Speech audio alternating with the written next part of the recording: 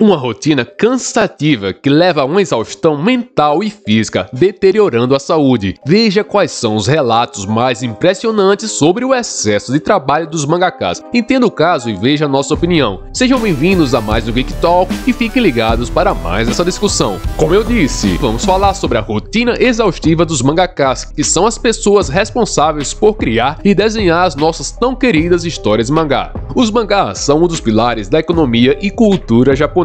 Afinal, essas histórias fantásticas muitas vezes não ficam presas só no quadrinho, sendo adaptadas também para outras mídias, como os animes, videogames, livros e action figures, ou seja, movimenta muita grana mesmo. A influência que essa indústria gera no mundo todo é enorme. Todo mundo aqui conhece Dragon Ball, Cavaleiros do Zodíaco, Naruto, Yu Yu Hakusho, entre muitas outras obras que continuam em foco até hoje. O que muita gente não sabe é o que acontece no backstage, no processo de criação e como isso afeta os seus criadores. Afinal, muitos só querem ler descompromissados, sem querer entender o que acontece por detrás das cortinas. Mas saiba, muitas vezes essas pessoas que nos proporcionam essas histórias incríveis têm uma rotina de trabalho muito puxada. A causa raiz desse problema vem tanto dos hábitos da cultura japonesa quanto da dificuldade em entregar conteúdo de qualidade em tempo hábil. Mas, para você entender melhor, vamos antes falar resumidamente como é feito o mangá.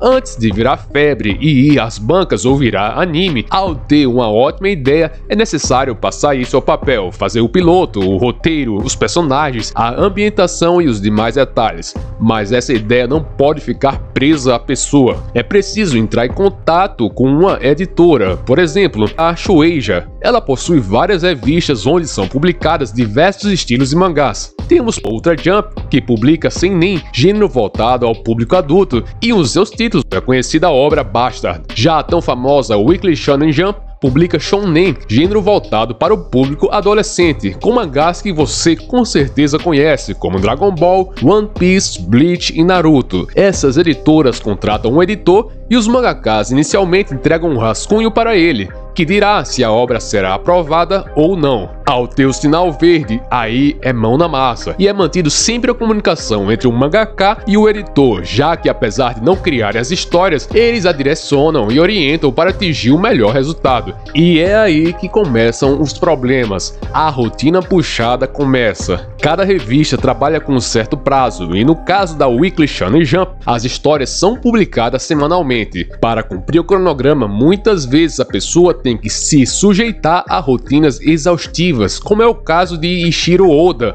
o criador de One Piece, que dorme apenas 3 horas por dia, segundo informações publicadas pela revista Jump Reel, que aborda assuntos sobre os mangakas da Weekly Shonen Jump. Outro grande problema é o emocional, já que os mangakas precisam lidar com as expectativas, tanto das editoras quanto dos fãs, pois caso a obra não esteja fazendo sucesso, ela para de ser publicada. Kintaro Miura, autor de Berserk, faleceu em 2021 e a causa da sua morte foi dissecação aórtica, que tem como fator de risco a hipertensão, que pode ser causada por excesso de estresse. Embora não confirmado, algumas pessoas falam que a morte de Miura foi relacionada ao descuido da saúde, devido ao excesso de trabalho para cumprir as demandas, tanto dos leitores quanto da editora. Há até um termo na língua japonesa chamado karoshi, que significa morte por excesso de trabalho, e isso é um problema no Japão no geral, não só no ramo de mangá, como em diversas outras áreas.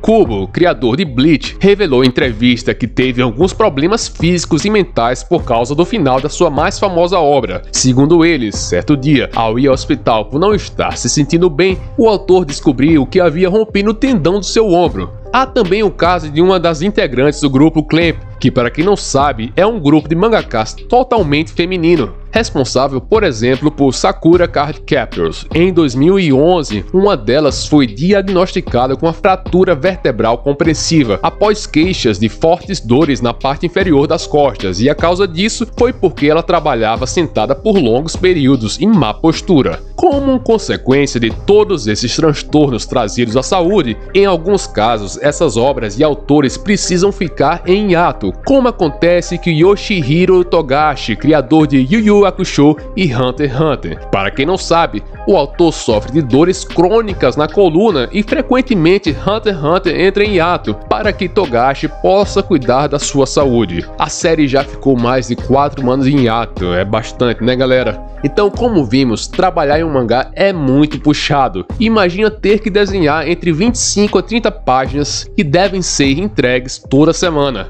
E apesar de haver assistentes para ajudar, ser mangaka não é tarefa fácil. Sim, há sim no Japão esse problema de excesso de trabalho, que repercute sim nos mangás, como podemos observar nos exemplos já citados. Mas o que fazer para que os mangakas tenham uma condição melhor de trabalho? Afinal, trabalhar insanamente e ter apenas 3 horas livres de lazer na semana não é nada saudável, como podemos ver nessa tabela mostrando a rotina de Shibashi Hiroshi, autor de Nura. Só um comentário, galera, lembrem que aqui estamos falando de casos excessivos, não estou alegando que todos os mangakas ou pessoas que trabalham no suporte a esse meio têm uma mesma rotina degradante, porém, a demanda muitas vezes é insana e as editoras querem dinheiro, isso é fato. O que eu acho que deve ser feito é que as editoras necessitam pagar por mais assistentes para esses artistas, mas na realidade o que acontece é que normalmente são os próprios mangakas que têm que contratar essas pessoas com seu próprio salário, o que pode não ser viável financeiramente dependendo de quanto o mangaka ganha. Lembre que nem todos são extremamente famosos e conhecidos como os que estão no topo. Além disso, os fãs têm que entender que apesar de ser chato quando seu mangá preferido entra em hiato, a saúde do autor é mais importante e eles têm que ter tempo para se cuidar. Não podemos ser egoístas. Muitas vezes o período de maior descanso dos mangakas é na Golden Week, que é um grande feriado de uma semana do Japão,